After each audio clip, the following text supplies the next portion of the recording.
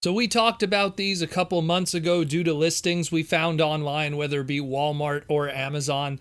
And now we finally have some images of what the actual final product looks like. And these have been surfacing all over the internet the past couple of hours. I have no idea where the original source was from. They have spread like wildfire. Obviously, stolen stuff from the Vietnam factories. But we have our first look here at Studio Series Revenge of the Fallen Sideswipe, the Deluxe class, and Studio Series Deluxe class Jolt from also Revenge of the Fallen. So let's jump into these, and what do we got here? So for the longest time, I've always felt that the best version of the Revenge of the Fallen Sideswipe was this mixture of, some people really liked the Human Alliance version, some people felt that the original Revenge of the Fallen Deluxe was the best version of that version of the character from the second movie. And, you could argue maybe like repaints from the Japanese, the best version or stuff like that. But ultimately, that was the best mold between those two. And then we got the Dark of the Moon one from Studio Series, and it was just a matter of time before they would retool that into his debut in that of Revenge of the Fallen. And, he was a pretty okay character, had 2.5 lines, typical Michael Bay stuff. But, he looks good. He has his blades, he has the face sculpt. It's a retool of the Dark of the Moon one. If you had not picked up the Dark of the Moon one, well, you're in luck. The traditional hardtop is available of this Corvette. Looks really cool. I dig it. Not much really more I could say, but let's talk about a little Chevy Volt named Jolt. This was one of these guys that, almost is a meme in Transformers lore, like shows up for like 3 seconds at most, powers up Optimus and attaches some pieces together with Jetfire and then disappears just as quickly, and then gets killed in the comic books in between Revenge of the Fallen and Dark of the Moon and is never heard from again. And despite all that, he's had, like a dozen toys? Legends class, Deluxes, Fast Action Battlers, repaints, 2-packs, Dark of the Moon repaints, even though he was dead by the time that movie came out, movie advanced stuff, Robot Heroes, RPMs, literally everything. I'm turning my head just looking at all of it. That's a lot of Jolt. That's a lot of Jolt for 3 seconds.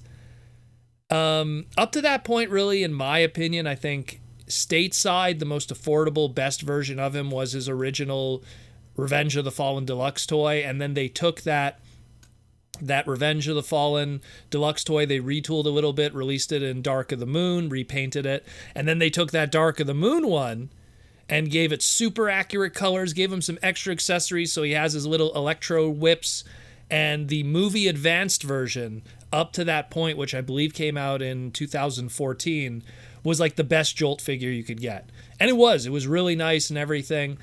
But now we have this one, and I'm kind of on the fence if I feel that this one's better than the movie advanced version. It still looks great. He also comes with extra accessories that also have the little electro whips, because different versions and different releases of that character didn't come with that. But, I think that movie advanced one was still pretty nice.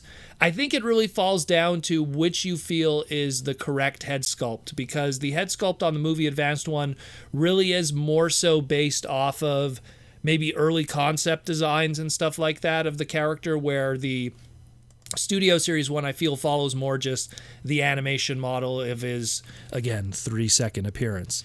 So it's really your call.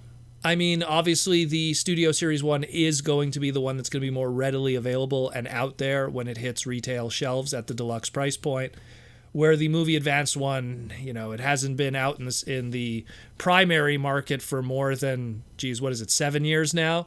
So if you could probably find one, I don't know, I'd have to look up the secondary market on it.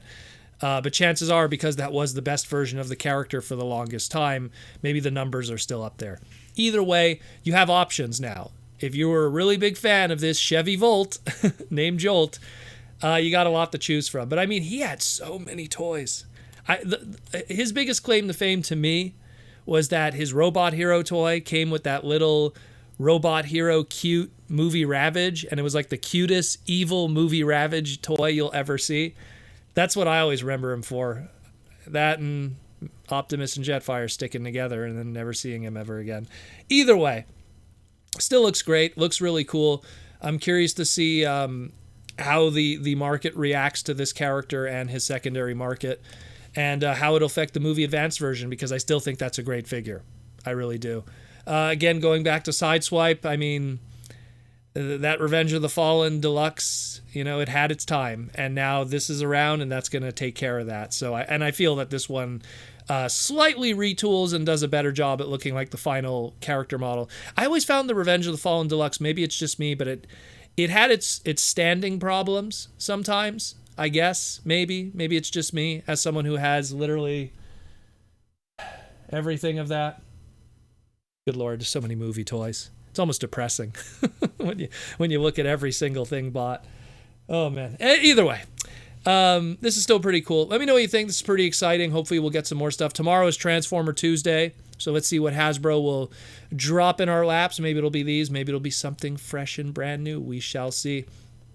But all we know right now, it's a Chevy Volt named Jolt and a Corvette named Sideswipe from the Studio Series line. And I hope I'll see some people on the Transformers Heavy Metal mobile game in the near future. Been playing the past couple of while. If you saw my previous segment, pretty interesting stuff, to say the least.